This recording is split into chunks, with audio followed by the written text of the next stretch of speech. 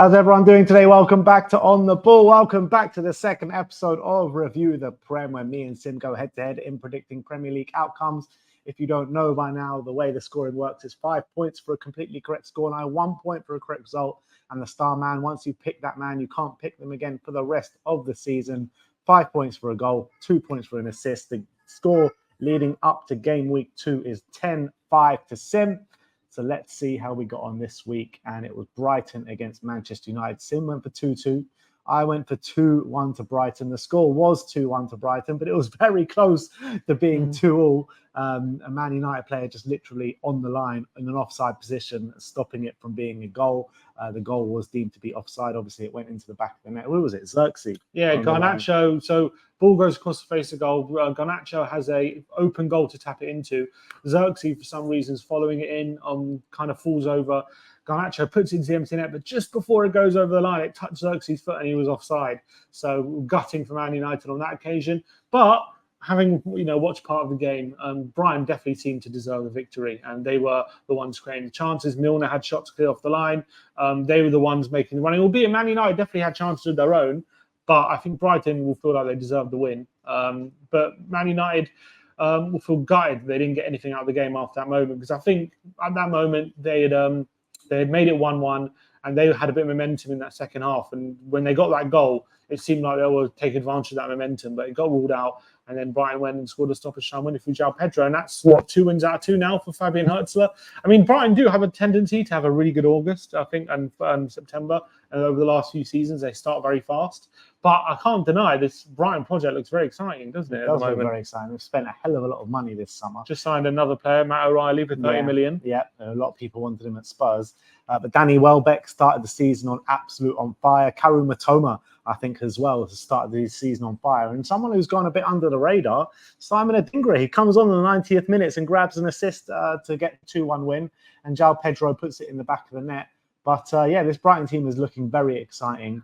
What do you make out of Man United so far? Ten Hag's been given, obviously, the vote of confidence, or I don't know if it's the vote of confidence, but he's been given the opportunity to stay an extra year.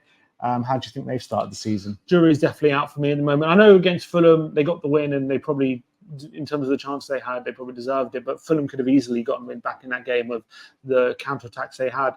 So they, as much as they probably just about deserved a 1-0 win, it wasn't exactly without a bit of luck. And this Brighton game, I thought they were deservedly beaten. And I thought they were outdone by a Brighton team who played better football than them, who knew what they were doing with the ball a bit more than Man United.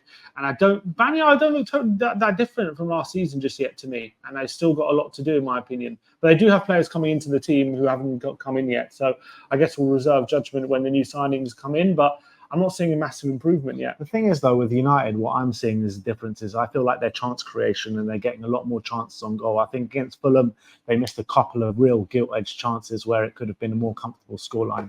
And against Brighton as well, they were creating quite a few chances. So I felt like last season, chances were a bit hard to come by for Man United, but I feel like they've started pretty good in that aspect this season. Yeah, but defensively, they're still very vulnerable, especially in the middle of the pitch. They don't have their first choice defence out there yet. Yeah, but other teams have to deal with that, and if you can't deal with it, then that's on the manager. And once they get Matt De Ligt into the team, we'll see how they do. And obviously, it looks like Ugarte is joining. That could be a good signing, but I'm still not convinced from what I'm seeing. I need to see a proper change. I'm not seeing a proper change this year.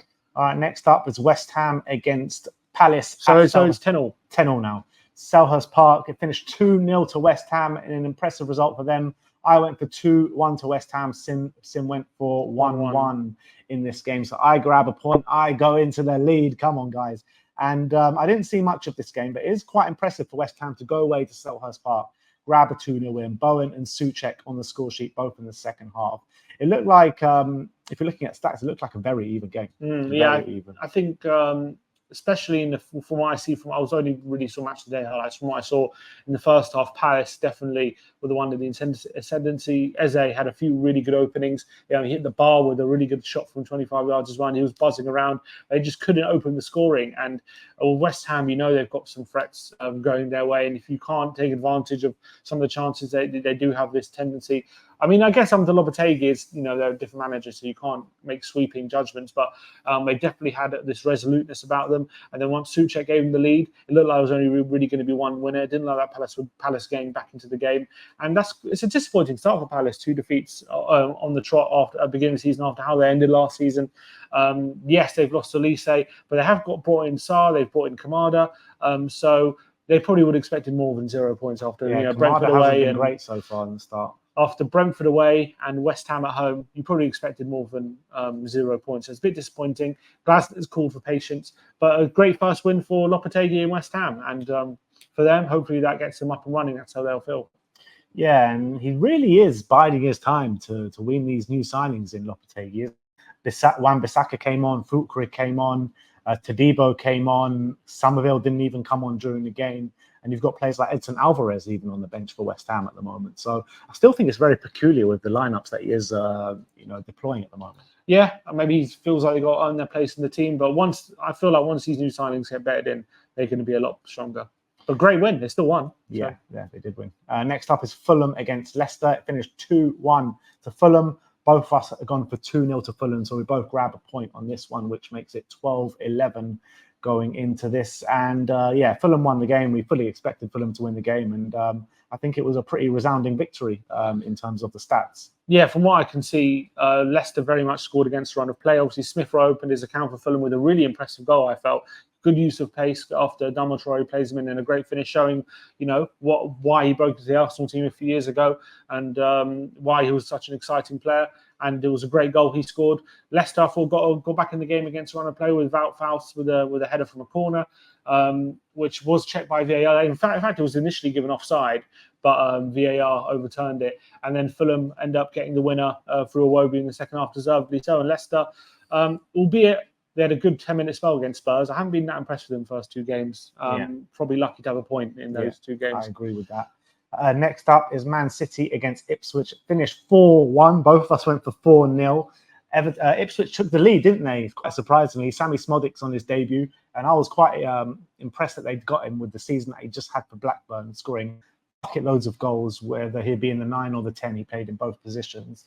And I was really interested to see what he did in Ipswich. And, 7 minutes in to his Ipswich debut, away at Man City, he grabs a goal, which was quite impressive.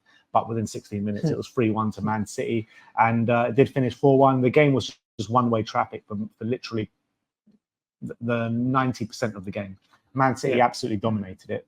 And I think, Ipswich may be guilty of sticking to their principles a bit. And I think they got caught with a few moments playing out the back and giving the ball away. But you have to say, Savinho, that player for Man City on the right-hand side, what an impact he's made. I thought it was excellent before he went off injured against Chelsea. And then obviously won the penalty for the equaliser and ended up nicking the ball off the goalkeeper and laying off for De Bruyne to make it 2-1 before Haaland made it 3-1 very quickly as well. So I think he's made a real impact. He's so exciting, Savinho, and he had a brilliant season in the league, and he looks like he's taking it to the Premier League very, very easily, and looks like he could be a star for Man City this season. A resounding win, nothing really unexpected about it, to be honest, apart from Ipswich taking the lead. So really impressive from Man City. They seem to have started the season off pretty confidently. Ipswich obviously couldn't get much tougher. Liverpool at home, City away, 2 defeats. They've showed some good things, but obviously Premier League is just a different kettle of fish to the Championship, isn't it? Yeah. So that makes it 12-11 in my favour as we move on to Southampton against Nottingham. 13-12. It was 13-12. Sorry. So it moves on to Southampton against Forest, which Forest won the game by 1-0 by a goal from Morgan Gibbs-White. Sim went for 2-1 to Southampton. I went for 2-2 in this game. But I was actually quite disappointed with Southampton with the first game of the season against Newcastle. I thought they were brilliant. Even before the sending off, I thought they were dominating possession. They were creating chances. But I felt like Nottingham Forest have started the season well and backed it up with a good win against Southampton. And probably should have been more than one. Yeah, they deserved a victory. They dominated. They created all the best chances. And this is what I was saying about Southampton against Newcastle. Although they played well, they still couldn't get that goal even when they're on top and had that extra man. And as much as they dominated, they couldn't find that moment to get the goal. And that's a bit of an alarm bell, I feel. And in this game, they couldn't recreate that dominance that they had in that game. They were under pressure. Forest had all the quality. And I think on this evidence, it could be a long season for Southampton if they're going to carry on like this. Great start for Forest. Really good away win for them.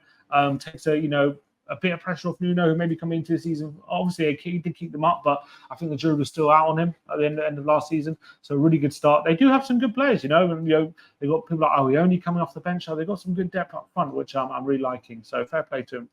Next up is Tottenham against Everton. It finished 4-0 to Tottenham. Sim went for 3-1. I went for 2-1, both in Spurs' favour. So that makes it 14-13 going in to this game. And look, it was a total domination job. I thought it was going to be a lot harder than it was.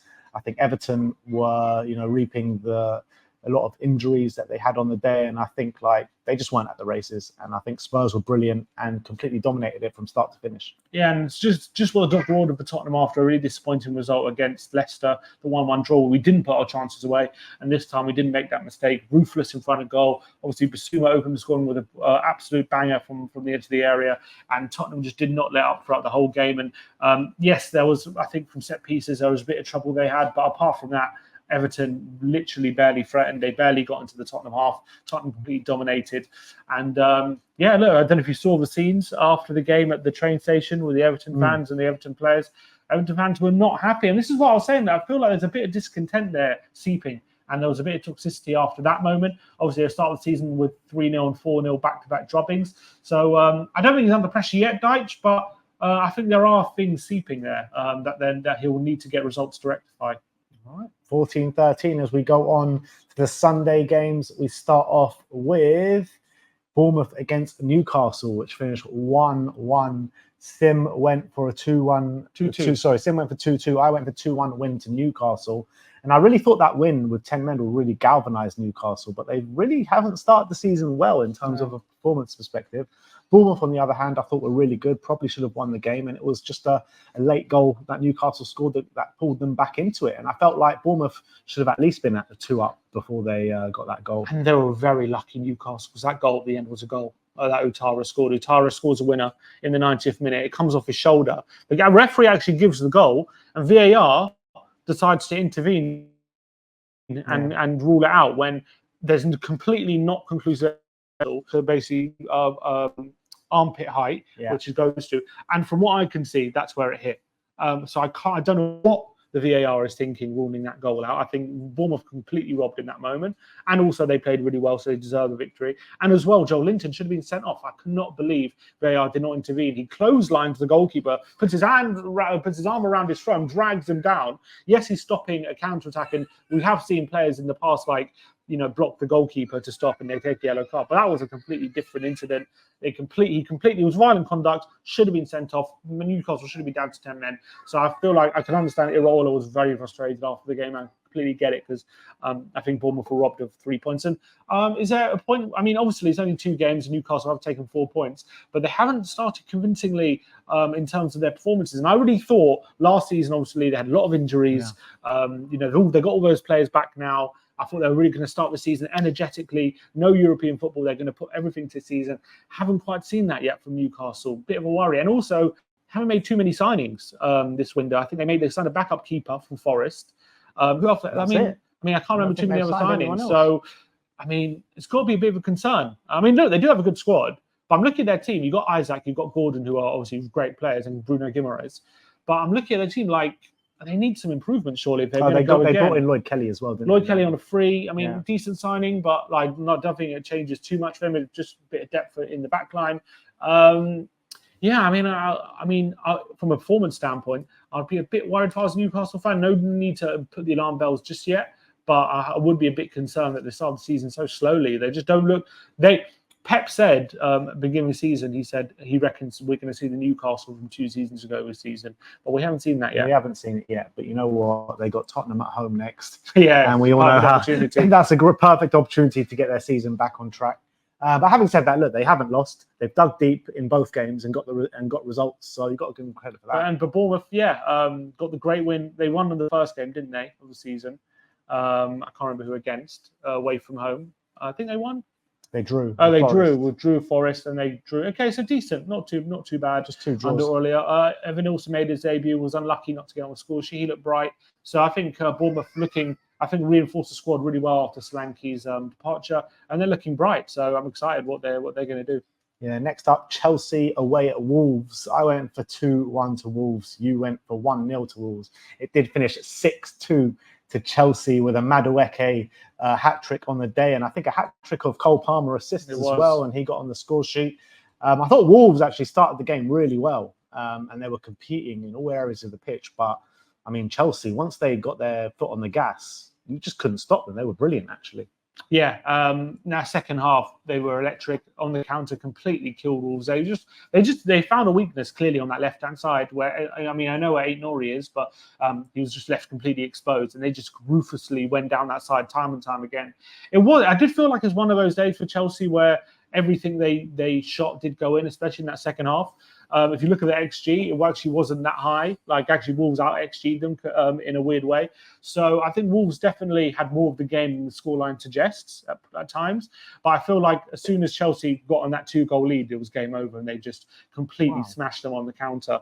The XG 1.96 to Wolves and 1.68 to Chelsea. That's what I'm saying. Like, how's that even possible in a 6-2 game? Because the chances Chelsea put away, they weren't high quality chances. It was good finishing.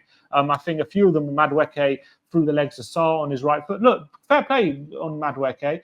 Good finishes, good stuff from Palmer. But I feel like the scoreline, especially in the first hour, given you take into account, maybe flattered Chelsea a bit. But look, you take your chances. Obviously, they deserved the win, and they were devastating. And they do have brilliant attacking players, so it's not that big of a surprise they outdid their XG.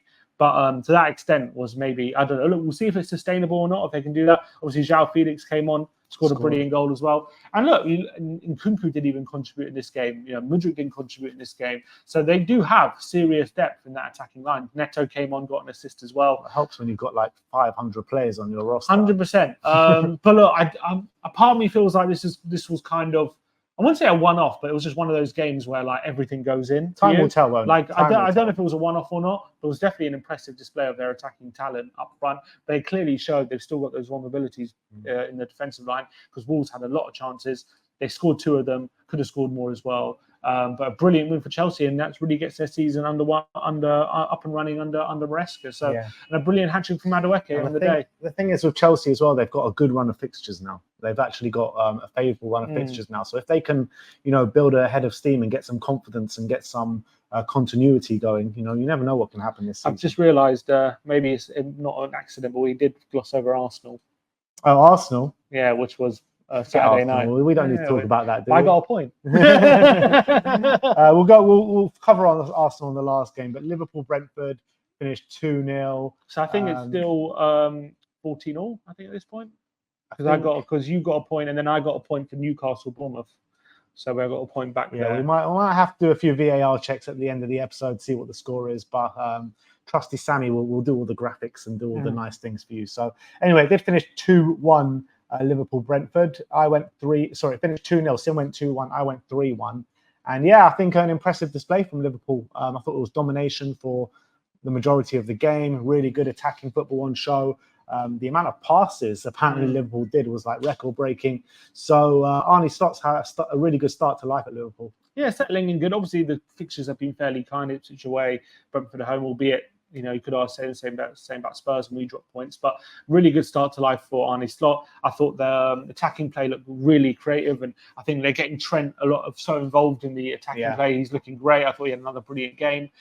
Salah obviously ruthless in his finishing. Luis Diaz seems to be developing a bit of a ruthless streak in front of goal with how he was against Brentford. Brilliant goal to take the lead, and a good assist for Salah as well. Be a bit disappointed maybe they couldn't get on the scoreline in as well. I thought a 1-0. Brentford did have a couple of chances from set pieces, and it could have maybe equalised. But apart from those chances, they were barely in the game. Liverpool dominating. Like a serious manager, Arne Slot, though, doesn't he? Look, there was a reason why Tottenham wanted him before Ange, and he's been highly sought after, and they've done, I think, a really good job appointing him. I think it's a really good appointment post-Klopp. We'll see how they do once the opposition gets a bit tougher, but really good win. And I thought they thoroughly deserved it, and they were utterly dominant. And he's found, he's still getting the things that Klopp was getting right, getting Salah in those kind of positions to score, which he did. High pressing, getting Trent involved in the creation. So it hasn't been too different to Klopp just yet, I feel, but it's been a really good start, and that's a positive, I would say. All right. Last up, we will be going back in time to the Villa-Arsenal game. It finished 2-0 to Arsenal. Sim went for 1-0 to Arsenal. I went for 0-0. And we were watching the game together, weren't we? And Arsenal go 1-0 up, and Sim thinks he's on his way for 5 points.